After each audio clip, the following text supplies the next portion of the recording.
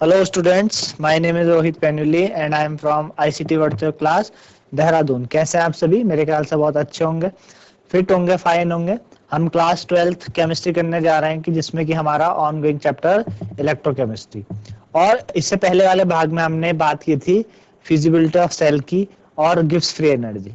ठीक है ना, गिब्स फ्री एनर्जी के बारे में बताया था जिसके कारण हम किसी भी सेल को बता सकते हैं फिजिबल है कि नहीं है। डिपेंड करेगा ई नॉट सेल और ई सेल पे, ठीक है ना। ईएमएफ पे डिपेंड करता है जैसे उसका ईएमएफ आए, और साथ ही साथ आपका गिब्स फ्री एनर्जी यानी डेल्टा जी पर। अगर डेल्टा जी आपका लेस देन 0 है यानी स्पॉन्टेनियस रिएक्शन है, सेल फिजिबल है, खुद वर्क करेगा। और अगर डेल्टा जी नॉट 0 से बड़ा है, पॉजिटिव डायरेक्शन में है, तो सेल आपका नॉट फिजिबल है। आपको एक्सटर्नल क्या करना पड़ेगा, एनर्जी सप्लाई करनी पड़ेगी टू उस सेल को वर्क करने के लिए। तो ये बातें हमने की थी। आज हम स्टार्ट करेंगे अपना नर्नेस्ट इक्वेशन से। नर्नेस्ट इक्वेशन क्या होती है वो पहले आपको बताऊंगा, देन उससे रिलेटेड कुछ क्वेश्चंस करेंगे। सारे के सारे डिपेंड करते हैं सेल रिएक्शन, सेल रिप्रेजेंटेशन पे। तो अगर आपको सेल रिएक्शन, सेल रिप्रेजेंटेशन अच्छे से आया हो तो नर्नेस्ट इक्वेशन आप इजिली कर सकते हैं। बस कुछ चीजें समझने की जरूरत है। तो चलेंगे स्मार्ट बोर्ड की तरफ।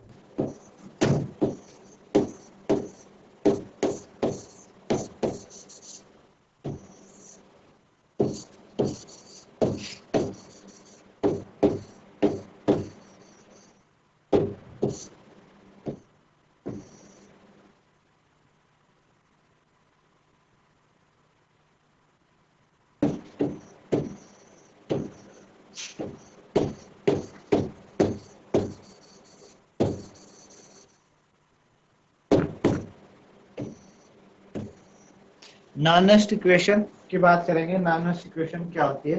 नॉनेस्ट इक्वेशन आपका ई निकालने के लिए, ईएमएफ निकालने के लिए यूज होती है। जैसे कि अब अभी तक हम ई निकाल रहे थे, किसकी मदद से? हमारे पास फॉर्मूला था ई निकालने का, ई कैथोड माइनस ई एनोड के हिसाब से हम निकाल रहे थे। अभी हमारे पास एक नॉनेस्ट इक्वेशन होती है जिसके माध्यम से हम क्या कर सकते हैं, इन चीजों को निकाल सकते हैं। ठीक है ना। क्या चीज होती है उसकी बात करेंगे। सबसे पहले हम बात करें, नॉनेस्ट इक्वेशन है जो आपके पास E equal to E naught minus 2.303 R T upon NF log base 10 P upon R।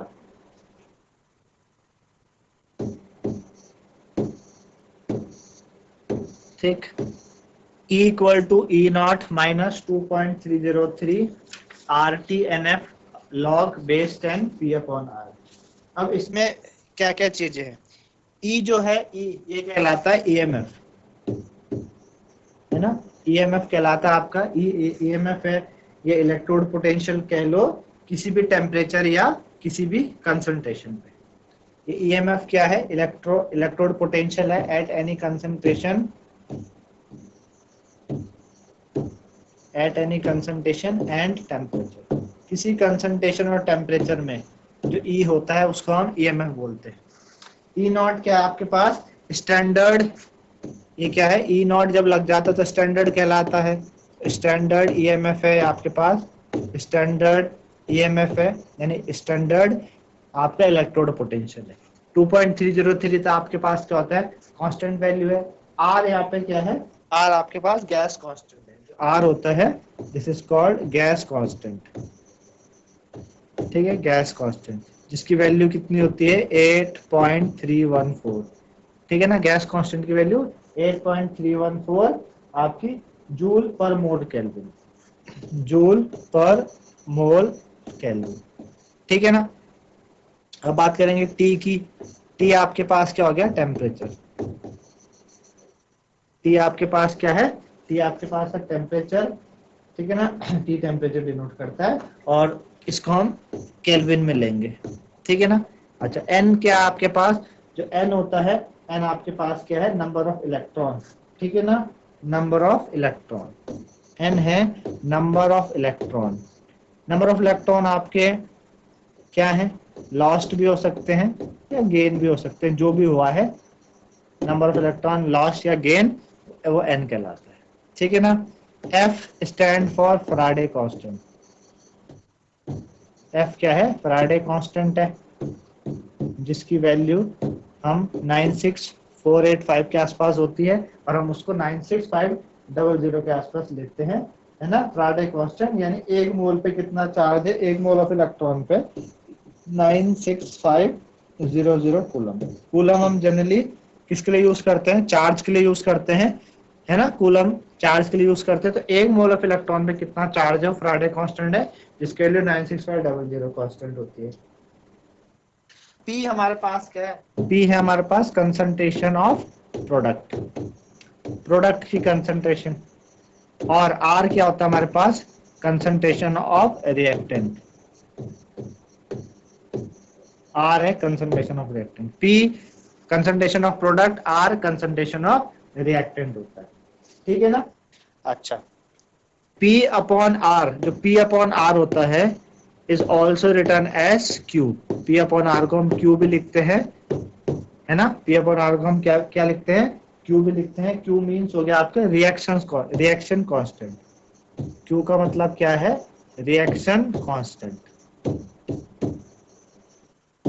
समझ है आपको बातें? E equal to E naught minus 2.303 RT upon NF log base 10 P upon R. E stand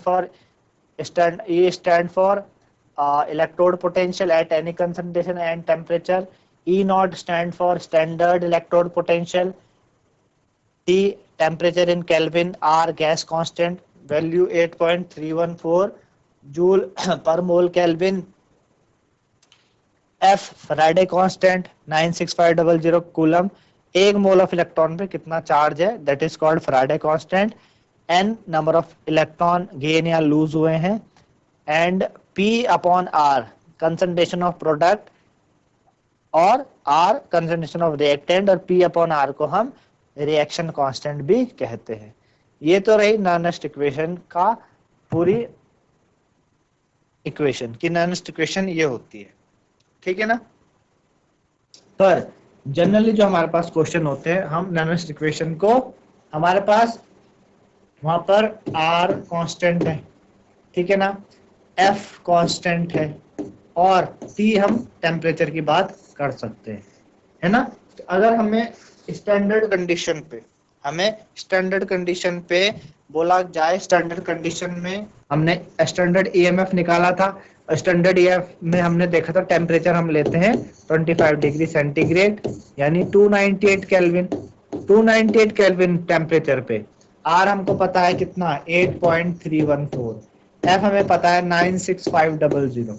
अगर मैं क्या करूं, E is equal to E naught minus 2.314, है ना, 2.303 इंटू R मेरे पास क्या है, R हमारे पास होता है 8.314, है ना। टेम्परेचर हमने क्या लिया, 298 केल्विन, स्टैंडर्ड वाली बात करी। N तो हमारे पास रहता है, निकालना पड़ता है, F 96500 log base 10 P upon R।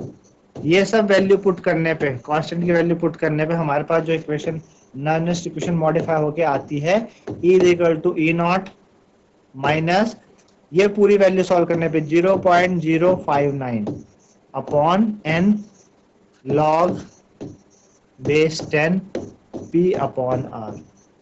ये हमारे पास इक्वेशन आती है। तो अगर जनरली जो क्वेश्चन है आपके पास इसी मॉडिफाइड इक्वेशन से रिलेटेड है, अगर आपको पर्टिकुलर बताता है कि टेम्परेचर 25 डिग्री सेल्सियस से कुछ अलग है, तो फिर आपको तो ऊपर वाली इक्वेशन में टेम्परेचर पुट करना है, जो ऊपर वाली इक्वेशन उसके हिसाब से फिर सॉल्व करना है।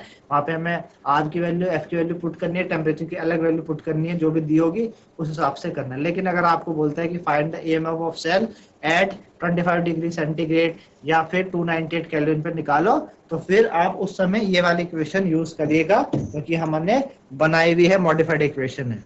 ठीक है ना। यहाँ पे वही EMF E not standard n number of electron lose gain, p product concentration of product, r concentration of temperature, concentration of reactant, है ना। तो ये हमारे पास नॉनेस्ट इक्वेशन इससे रिलेटेड है ना। एक क्वेश्चन करेंगे ताकि आपको और बेहतर से समझ में आए नॉनेस्ट इक्वेशन के बारे में, ठीक है ना।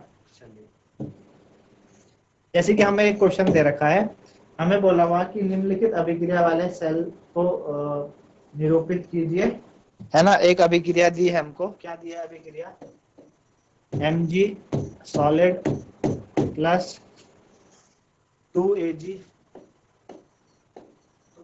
प्लस, इसकी कंसंट्रेशन दिया हमें 0.001 मोलर, फिर गिव्स Mg2 प्लस एक्वस में गया है 0.130 m एंड प्लस आपको दिया है Ag 2Ag सॉलिड फॉर्म में, 2Ag सॉलिड फॉर्म में। हमें बोला गया है कि निम्नलिखित अभिक्रिया वाले सेल को निरूपित करना है। ये आपको अभिक्रिया दे रखी है, इसको सेल के रूप में लेना, मतलब सेल रिएक्शन है, इसको सेल रिप्रेजेंटेशन करना है। और ऐसा करने के बाद इसका हमें ई सेल निकालना है, यानी ईएमएफ निकालना है। इसका हमें ईएमएफ निकालना है और उसके हमें ई नॉट की वैल्यू दे रखी है। हमें क्या निकालना, ई नॉट दे रखा है कितना, 3.17 वोल्ट, 3.17 वोल्ट दिया है। We have to find E, हमें ई निकालना है, ईएमएफ निकालना है इसका। सबसे पहले बात करेंगे भाई इस रिएक्शन को सेल के फॉर्म में कैसे लिखें। तो उसके लिए पहले आपको देखना पड़ेगा किसका ऑक्सीडेशन किसका रिडक्शन। आप देखो m यहाँ पे जो m है, m का आपने देखा चार्ज इंक्रीज हुआ, m का क्या हुआ, m का चार्ज इंक्रीज हुआ, है ना। यहाँ पे m का चार्ज इंक्रीज हुआ, m यहाँ पे क्या था, 0 पे था, 0 से +2 चले गया, यानी इंक्रीज हुआ है। चार्ज इंक्रीज होने का मतलब ऑक्सीडेशन, यानी m का तो हुआ है ऑक्सीडेशन, ठीक है ना। और यहाँ पे Ag का क्या हुआ है, Ag का क्या हुआ है, यहाँ पे चार्ज 1 था, 1 से यहाँ 0 चले गया, क्या हुआ है, डिक्रीज हुआ है। डिक्रीज का मतलब रिडक्शन, डिक्रीज का मतलब रिडक्शन हो गया, है ना। डिक्रीज का मतलब क्या हो गया, रिडक्शन हो गया। तो इस तरीके से हुआ है यहाँ पे ऑक्सीडेशन और रिडक्शन। तो हम क्या बोलते हैं, सॉल्ट ब्रिज बीच में आता है, सॉल्ट ब्रिज के लेफ्ट साइड में ऑक्सीडेशन सेल लिखते हैं हम, तो हम बोलेंगे Mg से, Mg सॉलिड से ये गया Mg+2 में, है ना, कितना 0.130, ठीक है ना। और 2Ag प्लस रिडक्शन हुआ है, रिडक्शन हुआ है तो Ag प्लस से यानी 0.0001 से कहाँ गया, Ag पे गया रिडक्शन। तो ये हो गया आपके पास सेल रिप्रेजेंटेशन सॉलिड फॉर्म में, है ना। सेल रिप्रेजेंटेशन हो गया ये, इस तरीके से सेल रिप्रेजेंटेशन हो गया सॉलिड फॉर्म में। ये हमारे पास हमने सेल को क्या किया, इस सेल अभिक्रिया को हमने सेल में निरूपित किया। कितना काम हो गया। अब हमें निकालना क्या है, ऑक्सीडेशन और ईएमएफ निकालना है। ईएमएफ निकालने के लिए हमारे पास क्या फॉर्मूला है नॉर्मल इक्वेशन के द्वारा, E is equal to E naught minus 0.059 upon n log base 10 product form upon reduction, product upon r, है ना, P अपॉन r। ये हमको दे रखा है 0.059 log base 10 P upon r, इतना हमें दिया हुआ, ठीक है ना। तो E is equal to E naught की वैल्यू हमको कितनी दी है, E नॉट की वैल्यू हमें दे रखी, E नॉट की वैल्यू हमें दे रखी 3.17 माइनस 0.059। अब देखिए n कितना है ना,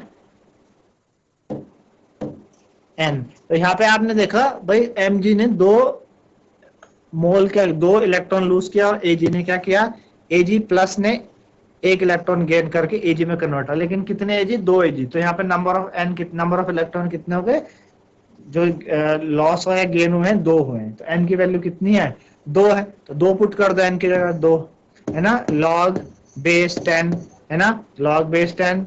और हमारे पास P मतलब आपके पास प्रोडक्ट, ये इसकी कंसंट्रेशन हमको दी है कितनी, 0 पॉइंट, इसको ऐसे लिखो, पी हमको क्या दे रखा है, पी हमारे पास है Mg+2 का, और आर हमारे पास रिएक्टेंट ये वाला Ag+, रिएक्टेंट कितना है, Ag+ है, Ag+, और कितने मोल्स हैं उसके 2, तो ऐसे ऊपर 2 आ जाएगा, ठीक है ना। तो E is equal to 3.17 minus 0.059 upon 2 log base 10 Mg+2, Mg+2 कितना दे रखा है, 0.130, 0.130 अपॉन Ag+ कितना है 0.0001, 0.0001 की पावर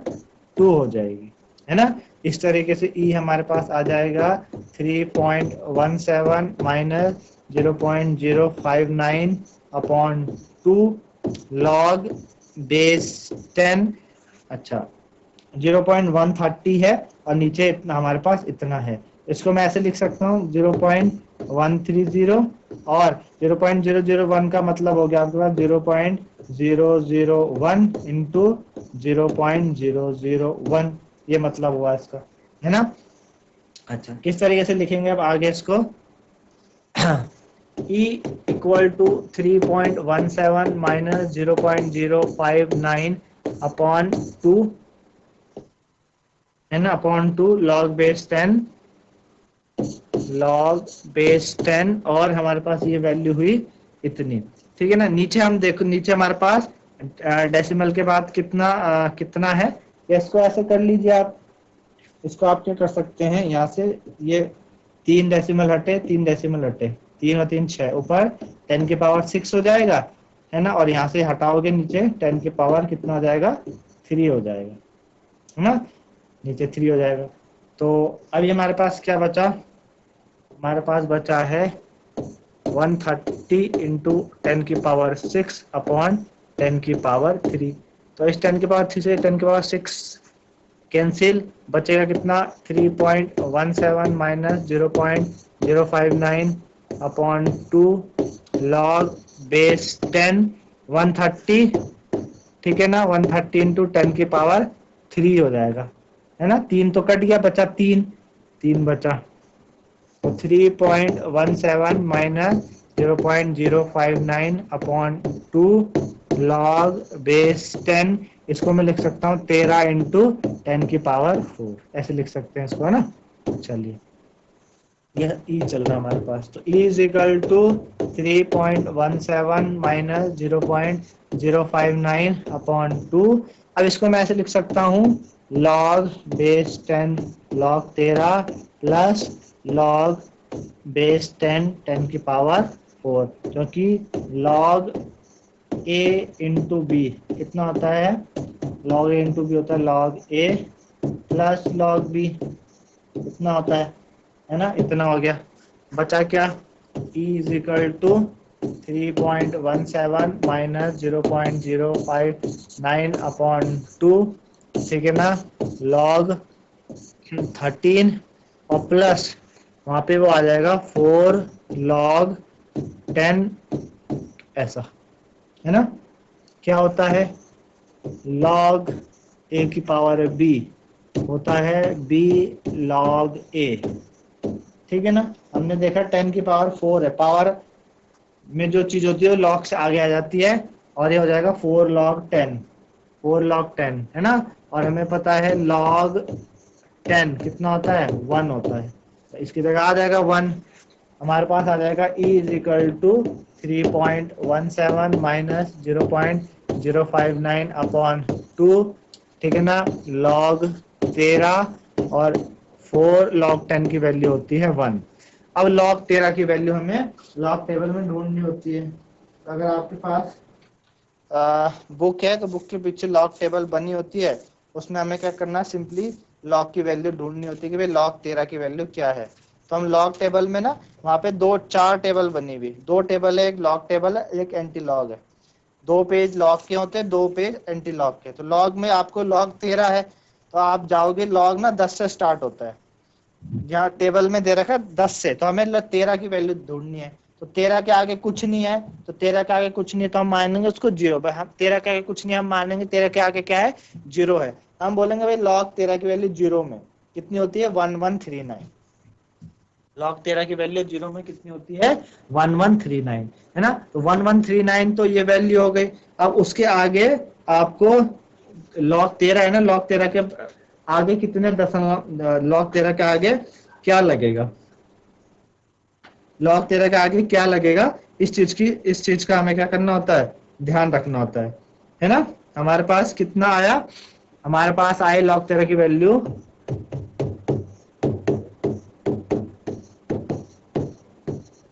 जो आपने लॉग टेबल से देखी 1139 थी, कितनी थी, 1139।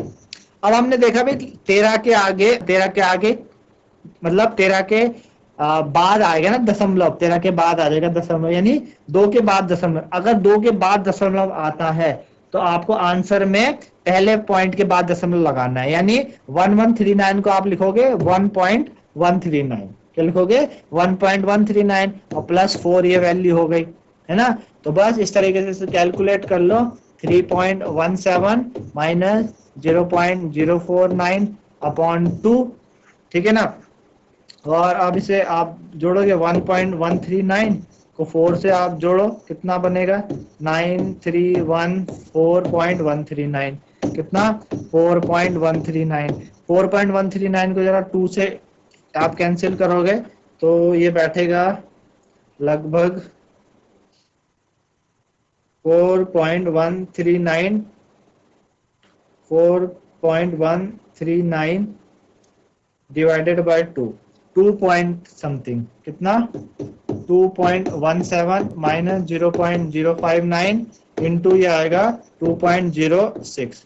इसको मल्टीप्लाई करो, 3.17 माइनस इसको मल्टीप्लाई करोगे किससे, 0.059 से, तो आएगा 0.122, है ना। अब बस क्या करो, 3.17 माइनस 0.122, तो 3.04 के आसपास बैठेगा, 3.04 वोल्ट। 3.04 वोल्ट के आसपास आपका क्या आ जाएगा, आंसर आ जाएगा। तो लगभग इस तरीके से क्या करना है, इसको सॉल्व करोगे आप। तो इस तरीके से बच्चों क्या करना है, हमें इस तरीके से सॉल्व करना है ताकि नॉनलिनियर इक्वेशन आपको समझ में आएगी कि होती क्या है नॉनलिनियर इक्वेशन। ये नॉनलिनियर इक्वेशन होती है और सॉल्व करने का तरीका इस तरीके से होता है ना। मेरे ख्याल से आपको समझ में आएगी। तो आज के लिए इतना ही, धन्यवाद, हैव अ नाइस डे।